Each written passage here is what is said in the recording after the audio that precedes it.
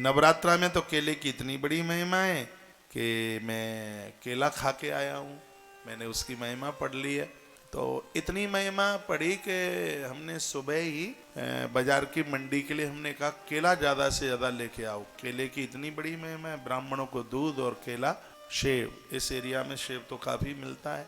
तो केले की महिमा पढ़ ली, सो दुनिया भर का केला मंगा लिया, भगवान का भोग लगाया, माँ का भोग लगाया और प्रसाद में एक केला पा के आ गए। लिया तो एक ही है, गले को थोड़ा ध्यान रखना पड़ता है, तो थोड़ा सा आप केले की महिमा वो माँ का भोग लगा करके ये आप कर सकते हैं। आपने पूछा है समा के चावल में खीर बना लें, तो वो मैंने पढ़ा नहीं है। मैंने तो यही जो चावल होता है उसमें मैंने पढ़ा है रस खीर, तो वो बेटियों को खिलाने से घोर गरीबी का नाश होता है। राम रक्षा स्तोत्र सिद्ध है, ये बीमारी नहीं फैलने देगा। नवरात्रा में राम रक्षा स्तोत्र अपने आप में सिद्ध हो जाता है। रामायण का पाठ बहुत बेजोड़ है नवरात्रा में, बेजोड़, अद्भुत है, अद्भुत है, बहुत ज्यादा अद्भुत।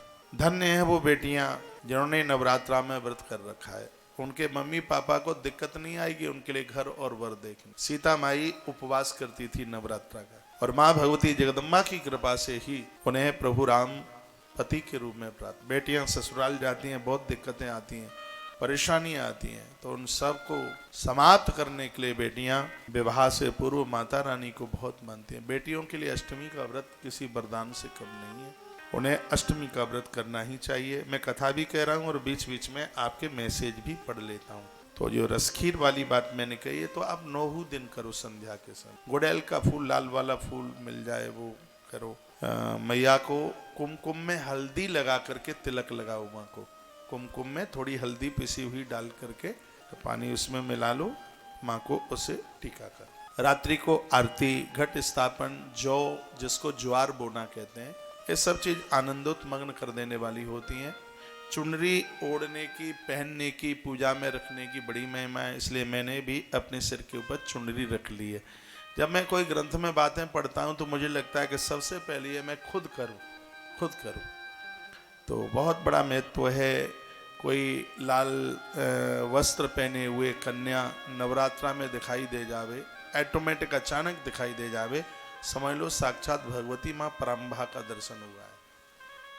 तो लाल चुनरी की इतनी बड़ी महिमा माँ बहुत राजी होती है इन सब चीज़ों पर। रोज के भोग के लिए भी मैं बताता रहूँगा।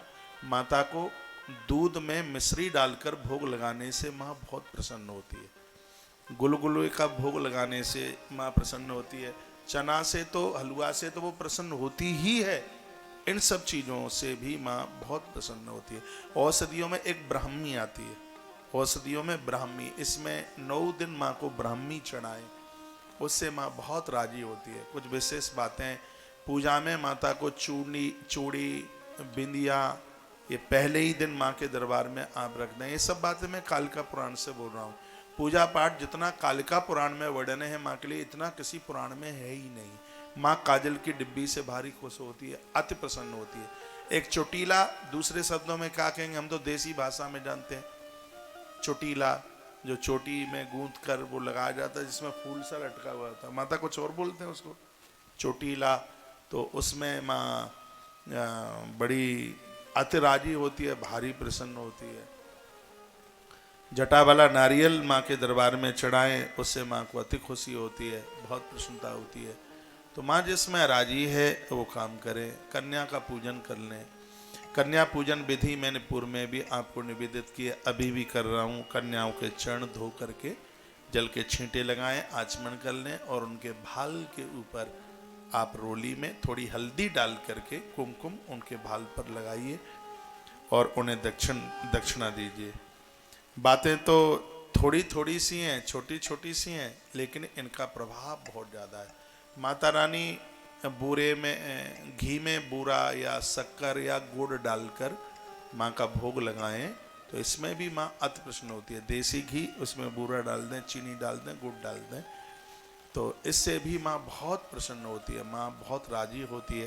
तो छोटी छोटी बातें यदि इनको हम करें तो यही नवरात्रा हमारा जीवन बदल दे। हमने तो बहुत अनुष्ठान किए हैं नवरात्रा में, बहुत खुशी मिलती है, बहुत